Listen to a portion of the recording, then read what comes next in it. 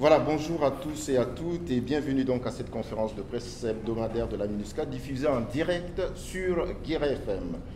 Au sommaire de cette conférence de presse, un seul titre, le compte-rendu de la présentation du rapport du secrétaire général des Nations Unies sur la Centrafrique au Conseil de sécurité, un rapport présenté par le représentant spécial du secrétaire général des Nations Unies et chef de la MINUSCA, Mankeur Ndiaye, que nous avons le plaisir d'accueillir ce matin pour cette conférence de presse. Bonjour Monsieur Ndiaye. Bonjour. Donc, il faut dire que ce matin, donc, M. Ndiaye, après un échange, après son propos liminaire, il va échanger donc avec la presse centrafricaine présent ici dans cette salle donc, de conférence de la base logistique de la MINUSCA. Cette conférence de presse est une fois de plus diffusée en direct sur Guéret FM, la radio de la paix, la radio des Nations Unies. C'est à vous donc, M. Mankeur Ndiaye, pour votre propos liminaire. Merci. Merci beaucoup, Charles. Bonjour, chers amis de la presse. Je suis heureux d'échanger avec vous ce matin sur les grandes lignes du dernier rapport du secrétaire général des Nations Unies sur la situation en République centrafricaine que j'ai eu le privilège de présenter avant-hier devant le Conseil de sécurité des Nations Unies en mode virtuel. Comme vous le savez, dans son paragraphe 54, la résolution 2499 du 15 novembre 2019 du Conseil de sécurité des Nations Unies prie le secrétaire général de lui rendre compte tous les 4 mois de l'exécution du mandat de la MINUSCA. Le présent rapport que j'ai eu l'honneur de présenter, comme je vous l'avais dit, comme je viens de vous le dire, est le 3e rapport depuis l'adoption du mandat le 15 novembre 2019. Nous avons présenté un premier rapport au mois de février, un deuxième au mois de juin, et celui qui vient d'être présenté est le 3e parce que tous les 4 mois, nous rendons compte au Conseil de sécurité de l'exécution du mandat que le Conseil de sécurité nous a confié. Et ce rapport a été très bien accueilli par les 15 membres du Conseil de sécurité qui ont félicité la MINUSCA pour le travail abattu dans un contexte extrêmement difficile, exacerbé par la pandémie de la COVID-19. Il s'agit également d'un contexte préélectoral. Le pays se prépare aux élections présidentielles et législatives dans un peu plus de 2 mois. Ces élections représentent une étape cruciale dans la consolidation de la démocratie et de l'ordre constitutionnel en République centrafricaine. Le rapport revient notamment sur la situation politique en République centrafricaine, sur les conditions de sécurité, sur le rôle de la région, sur la situation humanitaire, sur la question de la protection des populations civiles, la restauration de l'autorité de l'État, la construction d'un État de droit en République centrafricaine, le respect des droits de l'homme, la lutte contre l'impunité, ainsi que la situation sociale et économique du pays fortement impactée par la pandémie. Le rapport considère aussi la configuration de la MINUSCA et ses efforts dans certains domaines, notamment son empreinte écologique. Il a aussi été question de la politique de tolérance zéro de la MINUSCA à l'égard des abus et exploitations sexuelles. Je crois qu'une copie de ce rapport vous a déjà été distribuée et je suis sûr que vous l'exploiterez à bon escient. Sur le plan politique, 20 mois après la signature de l'accord politique pour la paix et la réconciliation en République centrafricaine, entre le gouvernement et 14 groupes armés, des progrès notables continuent d'être engrangés, en particulier en termes de réformes politiques. Les mécanismes de mise en œuvre de l'accord fonctionnent, plus ou moins, malgré des difficultés prévisibles et difficultés qui ne sont pas insurmontables. Un gouvernement inclusif, comme vous le savez, avait été mis en place au lendemain de l'accord. Et ce gouvernement demeure encore et continue à fonctionner, à travailler, à œuvrer à la mobilisation des énergies des Centrafricaines et des Centrafricains vers la réconciliation nationale et la paix. Des réformes législatives importantes ont été conduites pour renforcer le fonctionnement démocratique des institutions. L'accord a permis également d'offrir un cadre stratégique favorisant un environnement plus protecteur pour la population, tant du point de vue de sa sécurité physique que du point de vue de l'exercice de ses droits, notamment ses droits civils et politiques. Il reste bien entendu beaucoup à faire et ce n'est qu'avec l'engagement ferme de toutes les Centrafricaines et de tous les Centrafricains que nous pourrions ensemble y parvenir. Je ne peux cacher ma satisfaction quant au soutien unanime de tous les membres du Conseil de sécurité à l'accord de paix, qu'ils considèrent comme la seule et unique voie, viable, crédible, vers une paix durable en République centrafricaine. Les membres du Conseil de sécurité ont insisté sur la nécessité pour tous les acteurs politiques de préserver l'intégrité de cet accord de paix avant, pendant et après les élections qui doivent plutôt le consolider et non le fragiliser. La MINUSCA continuera de promouvoir l'appropriation nationale de cet accord et de soutenir sa mise en œuvre, comme elle le fait depuis le début, et continue de le faire sans ménager ses efforts, sans ménager ses moyens et ses ressources. Je sais aussi que les pays de la région, facilitateurs de l'accord, sont également très engagés dans le soutien au processus de paix en République centrafricaine. Sur le processus électoral, depuis 2019, la MINUSCA et les partenaires internationaux de la République centrafricaine accompagnent les parties prenantes dans la rédaction d'un code électoral consensuel qui témoigne de l'importance du dialogue politique. Aujourd'hui, la Centrafrique dispose d'un fichier électoral informatisé qui a été établi malgré la crise sanitaire et les nombreux défis techniques, opérationnels et sécuritaires que vous connaissez très bien. La MINUSCA continue à travailler avec les institutions et toutes les parties prenantes pour s'assurer que tous les segments de la société centrafricaine puissent participer à ces élections dans la paix et la sérénité. Il s'agit aussi d'assurer une bonne participation des femmes et des jeunes qui sont, comme vous le savez, les principales victimes de la crise. À ce jour, l'autorité nationale des élections, l'ANE, dispose d'un fichier électoral d'1 859 890 électeurs centrafricains inscrits.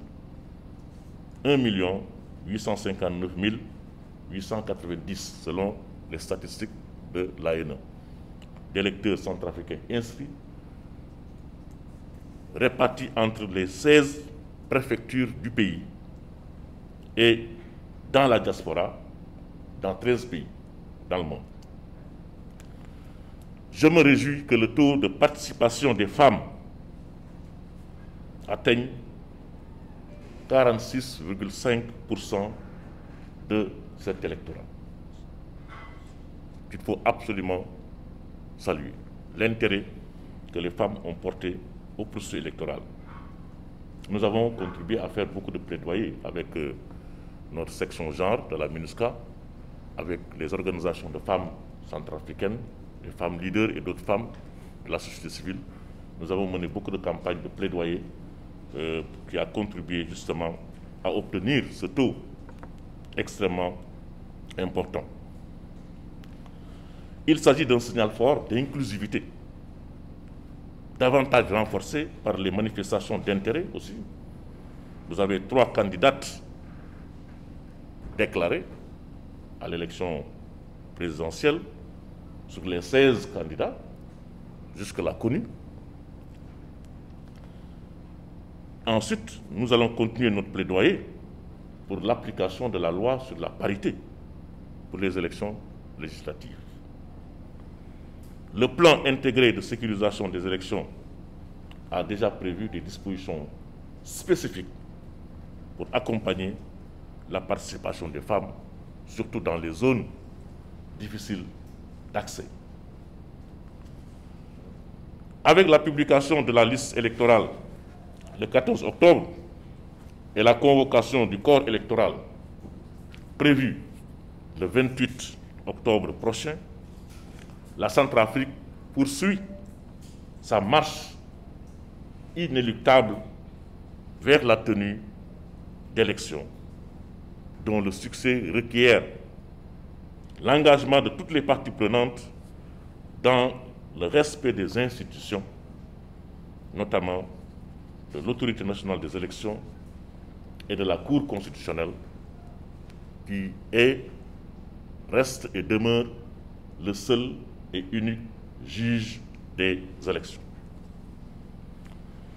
J'invite tous les acteurs politiques, les médias et autres leaders d'opinion à s'abstenir de toute campagne d'intoxication, de désinformation, à dissimuler des fake news, des messages de haine et d'incitation à la violence, qui risquent de remettre en cause les acquis démocratiques âprement obtenus dans la stabilisation progressive du pays et la consolidation de la paix.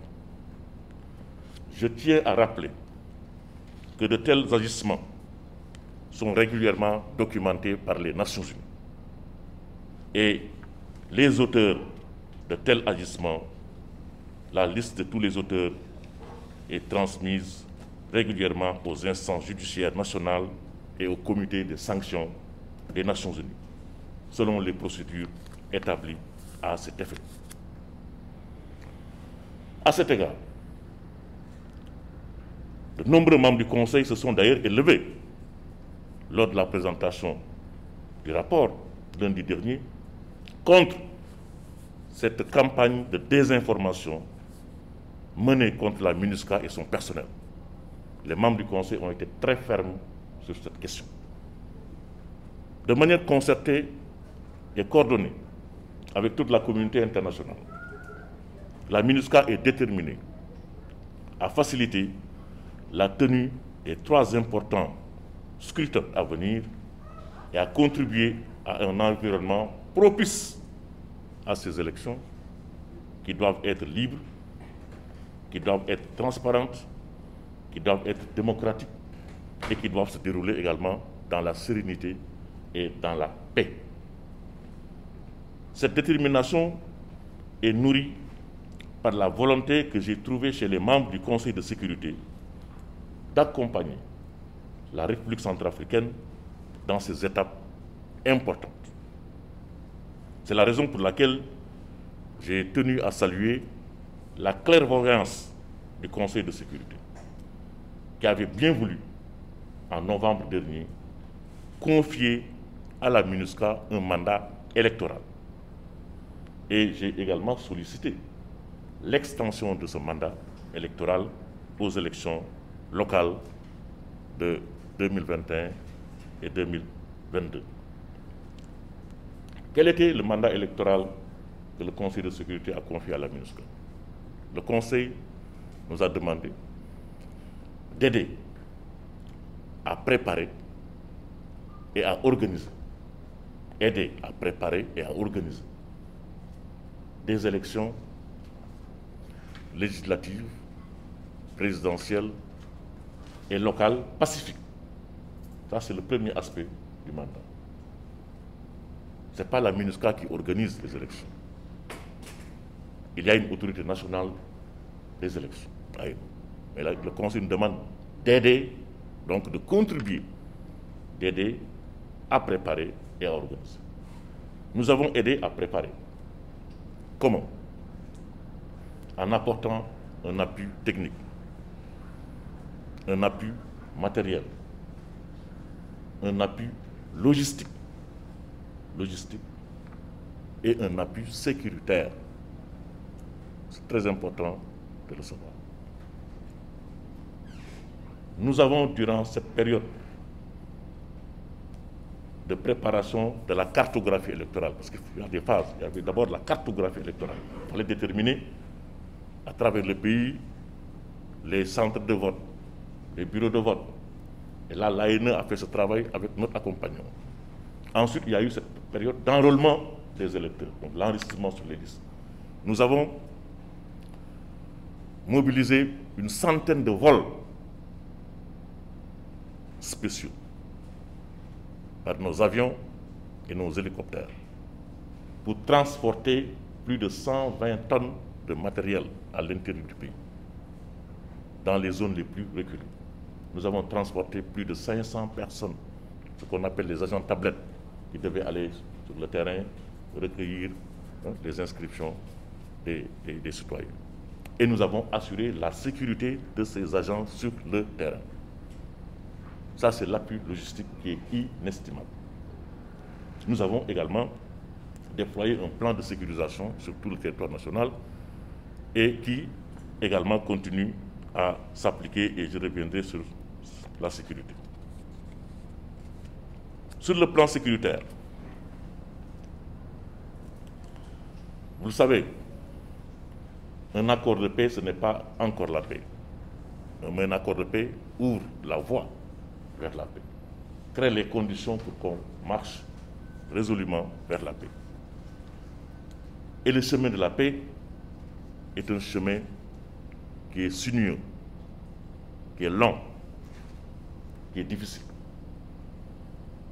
Par une posture robuste et dissuasive, la MINUSCA a pu user de la force dans certaines circonstances pour ouvrir aux garants de l'accord de paix, notamment la Communauté économique des États de l'Afrique centrale, la CEAC, et l'Union africaine, un espace de dialogue qui a permis notamment le déroulement des opérations d'enregistrement dans le nord-ouest du pays, où nous sommes en opération militaire, comme vous le savez, depuis le mois de juin. Et cette opération militaire contre les 3R se poursuit également. Il y a eu des progrès significatifs dans la mise en œuvre de l'accord politique. 2094 ex-combattants ont été désarmés et démobilisés. 2094. 2 unités spéciales mixtes de sécurité ont été mises en place à l'ouest, pour un total de 562 éléments,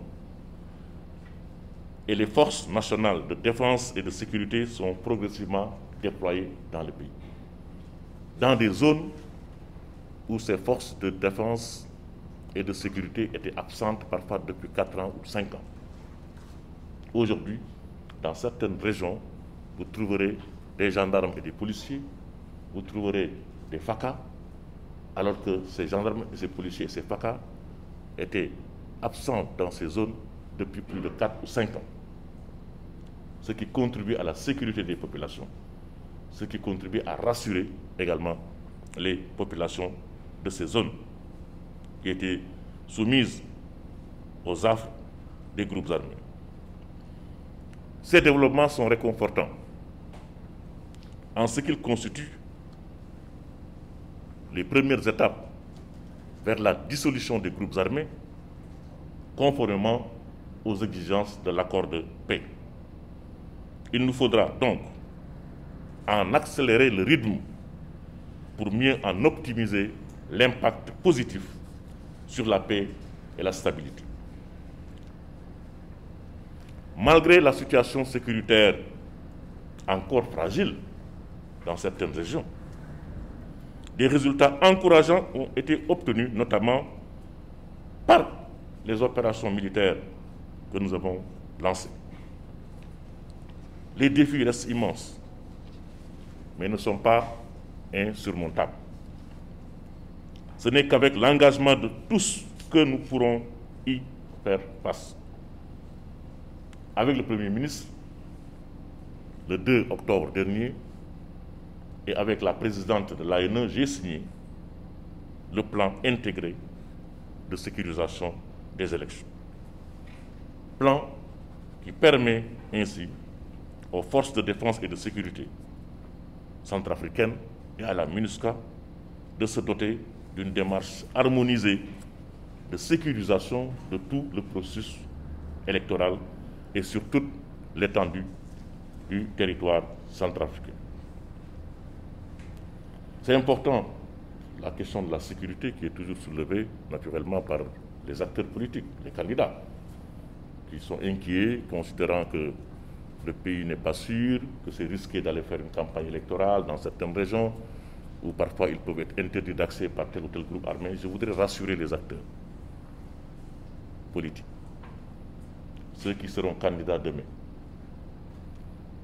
à l'élection présidentielle comme aux élections législatives, et l'année prochaine aux élections régionales et locales, que nous mettrons tout en œuvre conformément au mandat que le Conseil de sécurité nous a donné, en rapport, en synergie avec les forces de défense et de sécurité centrafricaines. Nous mettrons tout en œuvre pour assurer la sécurité du processus électoral. C'est un engagement que nous avons pris. Nous y travaillons au quotidien avec le gouvernement, avec les forces de défense et de sécurité, avec le ministre de la Défense, avec le ministre de la Sécurité publique, avec le ministre de l'administration territoriale qui est chargé notamment des élections. Donc je voudrais rassurer tous les acteurs. Tous les moyens qui sont en notre possession seront mis en œuvre pour assurer la sécurité du processus électoral du début jusqu'à la proclamation des résultats. J'ai également exprimé au Conseil de sécurité cette volonté dont je viens de vous parler. Et le Conseil de sécurité nous appuie totalement dans cette démarche. J'ai aussi relevé l'adoption par le Conseil de sécurité de sanctions contre 2 contrevenants à l'accord de paix, dans l'esprit de l'article 35 de l'accord, qui sont inscrits sur la liste des sanctions. C'est le cas d'Abdoulaye Miskin, du FDPC, et récemment, le cas de Sidiki Abbas, des 3R, désormais sur la liste des sanctions, où ils ont rejoint d'autres qui y étaient déjà. Je me réjouis que le Conseil ait rappelé l'impératif pour tous les groupes armés de s'abstenir de toute entrave et de toute interférence dans le processus électoral, y compris de toute collusion entre groupes armés et candidats aux élections. Ce qui dénote de la vigilance des membres du Conseil et du suivi régulier qu'ils font de la situation politique et sécuritaire en République centrafricaine. Sur la question de la restauration de l'autorité de l'État, la MINUSCA continue de soutenir le gouvernement dans la mise en œuvre de sa stratégie de restauration et d'extension de l'autorité de l'État. L'appui de la mission dans le déploiement des fonctionnaires et agents de l'État et des forces nationales de défense et de sécurité, comme je l'ai dit, favorise le rapprochement entre l'administration et les administrés.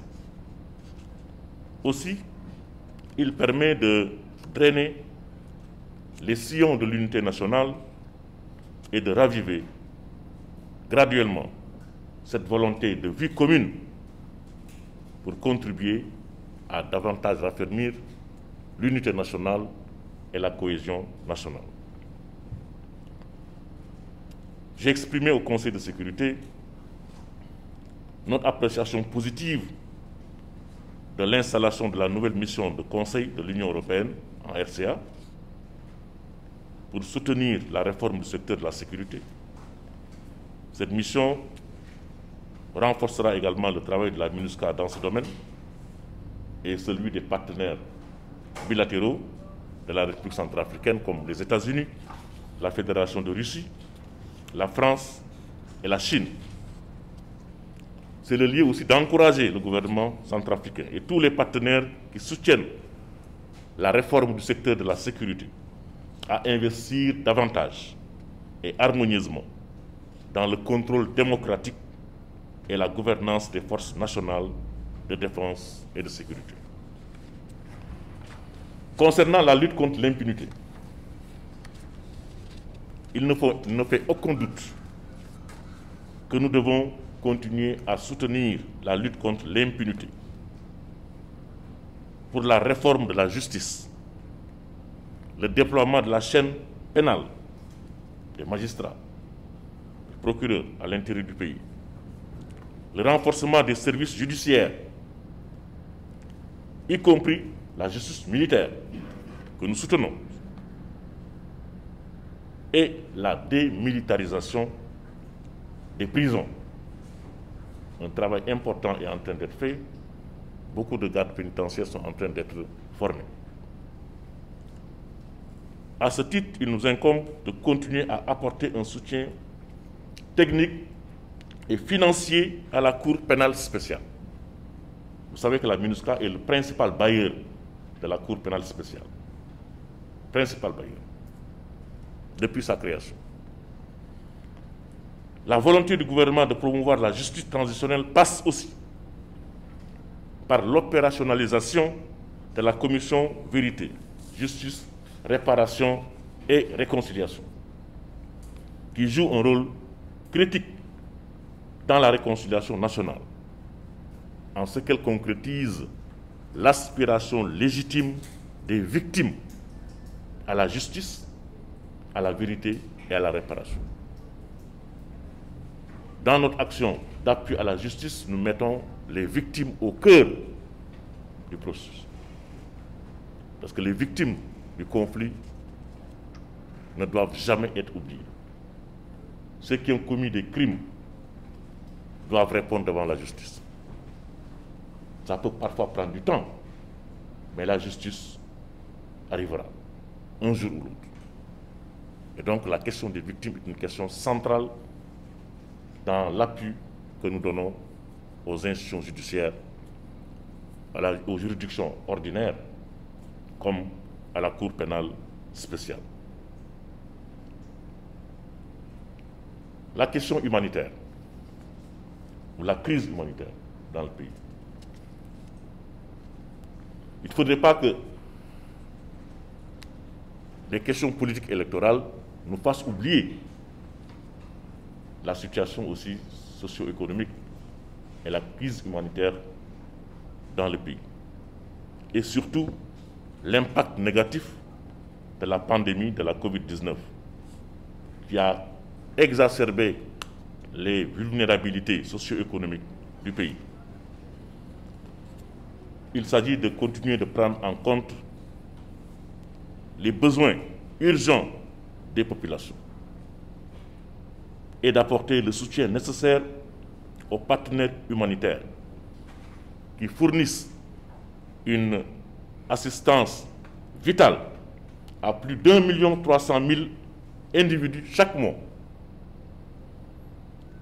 Et je voudrais saisir cette occasion pour condamner avec la plus grande fermeté, comme du reste tous les membres du Conseil de sécurité l'ont fait, les attaques répétées contre les travailleurs humanitaires.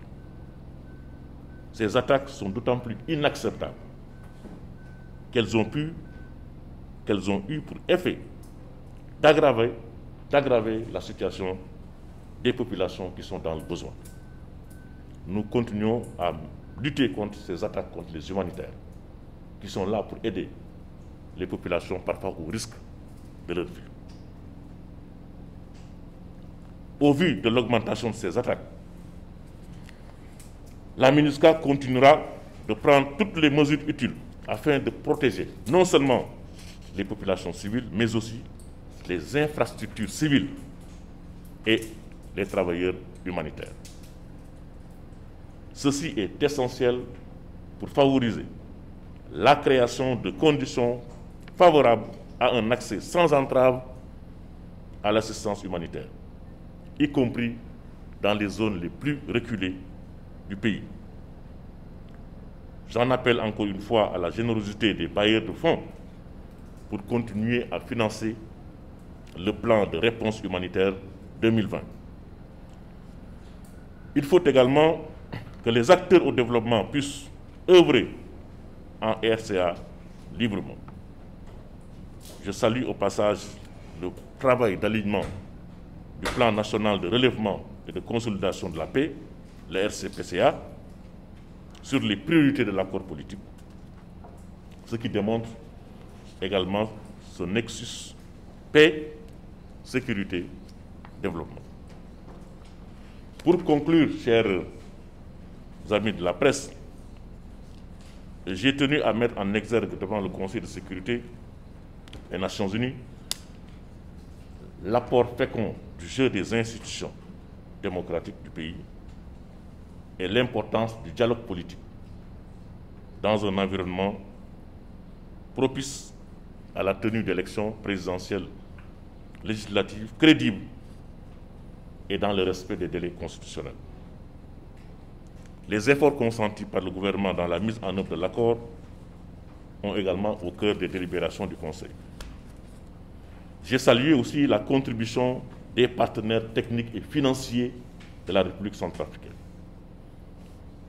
tout en me félicitant du travail de qualité mené par le G5+, qui est une plateforme de concertation qui regroupe, comme vous le savez, en plus des Nations Unies que nous représentons, la Banque mondiale, la Communauté économique des États de l'Afrique centrale, les États-Unis d'Amérique, la France, la Russie, l'Union africaine et l'Union européenne. Ce sont là les principaux partenaires de la République centrafricaine.